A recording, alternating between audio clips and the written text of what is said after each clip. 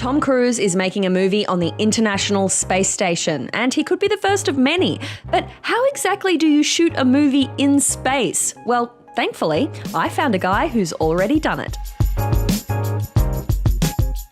Is Tom Cruise making a movie going to inspire the next Elon Musk?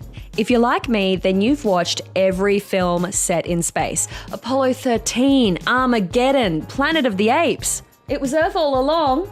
Damn you all to hell. Hollywood gets a lot of wiggle room in sci-fi. They can set off explosions without actually killing anyone. They can cut Sandra Bullock loose in a spacewalk and not get a strongly worded letter from her agent. But shooting a movie in real space is way harder. Just ask Richard Garriott. He's the son of Owen Garriott, a NASA astronaut, and he's also the 6th private citizen to pay to go into space. He also shot a movie while he was there. He shot the whole thing on a Sony HD V7 camera over 3 nights on the ISS, edited it on his laptop, and then premiered it to the crew while he was on the space station. If you think of it a movie, the pre-production is really critical. You plan out every shot so that once you have a large, expensive crew on site, you can be as efficient as possible in recording it. Well, in space, that's going to be far worse, because not only is every moment of the crew far more expensive, but also every shot is far harder to get. Firstly, there's the logistics of getting into space. You have to train your actors. And no, I'm not talking about 4 years at Juilliard. Yes, Dad, I know a Renaissance theatre degree wasn't the best use of my time. Before Garriott flew on the Soyuz in 2008, he went through 2 years of training. He was responsible for the life support and power systems. Remember, there's only 3 seats on the Soyuz, so he couldn't afford to just be a passenger. He actually had to do work while he was up there. The next generation of space tourists flying on Crew Dragon and beyond will have it a lot easier. But still, you're not going to get to space anytime soon without a bit of training under your belt. Okay, so say you can get your crew and your actors into space. Well, that's only the start. You've got another problem: microgravity. It's hard enough setting up a shot here on Earth, but when you escape the Earth's pull, things get really messy. And we should know, we've been doing this for a while. Directors have been recreating microgravity for years on the Zero-G aircraft, also known as the Vomit Comet.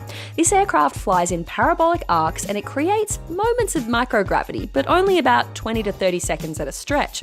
Ron Howard famously shot scenes from Apollo 13 on the Vomit Comet, and you might also recognize it from the film clip for OK Go's Upside Down and Inside Out.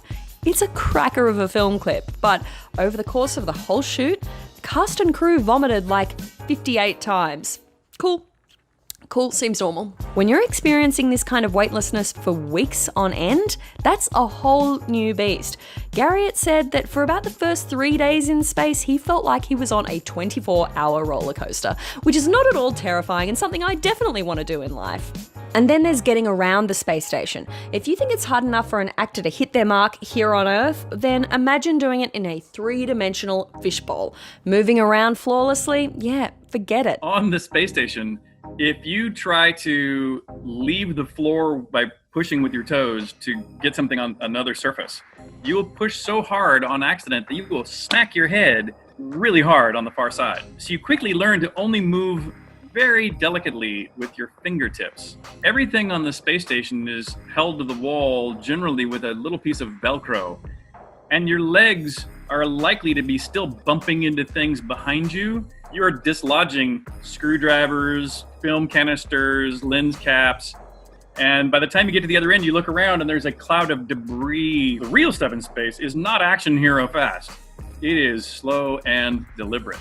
According to Garriott, the next generation of space movies that are actually shot in space aren't going to look like Armageddon or Gravity. They're going to look a lot more like 2001: A Space Odyssey. Less explosions and panic-inducing, and more slow and measured. Directors are going to have to totally rethink how they script and shoot in space. No more beautiful wide shots. The ISS is really crowded. No more fast-paced fistfights, or no more running from the bad guy. No more driving your bus across a bridge because you have to keep the speed above 50 miles an hour. Sacrifices.